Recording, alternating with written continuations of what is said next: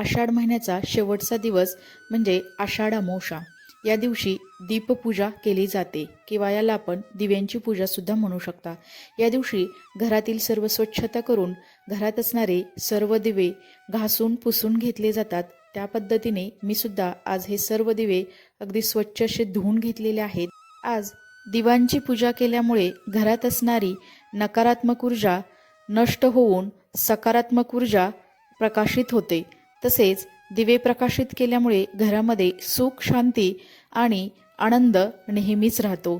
त्यामुळे आज खास करून दिव्यांची पूजा केली जाते।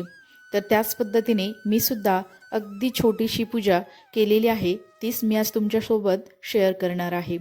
चला तर मग आपण दिव्याची पूजा कशी करायची हे थोडक्यात पाहूयात।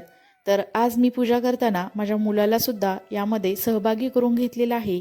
त्यामुळे त्यांना सुद्धा आपले भारतीय संस्कृतीत असणारे सर्व सण आणि परंपरा माहीत होतात।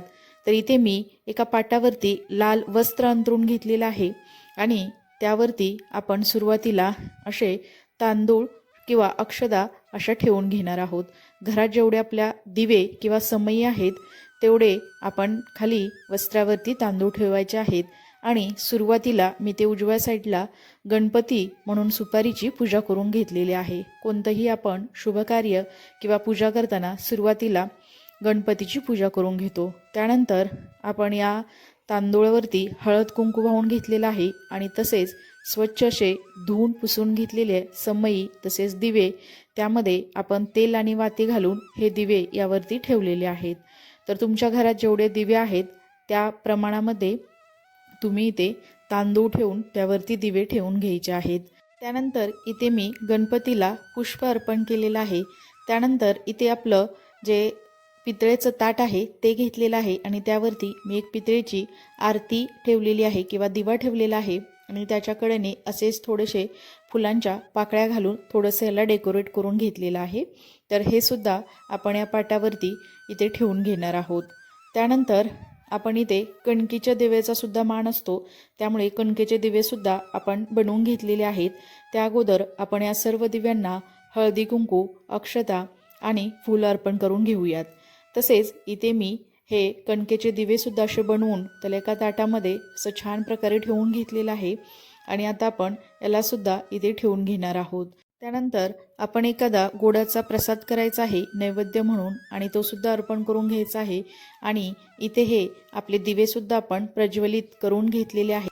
त्यानंतर आपण जे कणकेचे दिवे बनवून घेतलेले आहेत त्यानेच आपण याला ओवाळून घेणार आहोत। त्यानंतर इथे विरान सुद्धा शुभम करोती म्हणत आहे। भारतीय संस्कृतीमध्ये सणाला अनन्यसाधारण महत्त्व आहे। त्यामुळे आपण घरात जर सण साजरे केले तर त्याच्या परंपरा आणि आपली संस्कृती ही लहान मुलांना सुद्धा समजते आणि त्याबद्दल त्यांना आवड निर्माण होते।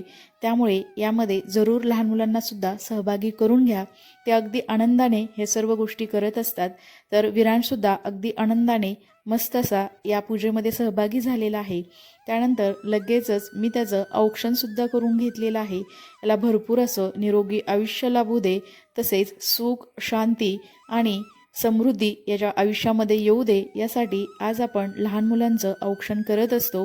तर तुम्ही सुद्धा दीपपूजा केली का हे मला नक्की कमेंट्समध्ये सांगा। कारण दीपपूजा केल्यामुळे आपल्या घरामध्ये सकारात्मक ऊर्जा श्रद्धा आशा आणि प्रसन्नता येते। त्यामुळे दीपपूजा हा आपल्या भारतीय संस्कृतीतील एक महत्त्वाचा सण आहे। तर उद्या लगेचच श्रावण महिना सुरू होणार आहे, त्यामुळे आपण लवकरच वेगवेगळ्या अशा उपवासाच्या रेसिपीसुद्धा आपल्या चॅनलवरती घेऊन येणार आहोत। त्यामुळे नक्की आपल्या चॅनलला लाईक शेअर आणि सबस्क्राईब करा। हा छोटासा व्हिडिओ तुम्हाला कसा वाटला हे मला नक्की कमेंट्समध्ये सांगा। चला तर मग नंतर भेटूया आपण अशाच एका व्हिडिओसोबत। तोपर्यंत सर्वांना धन्यवाद।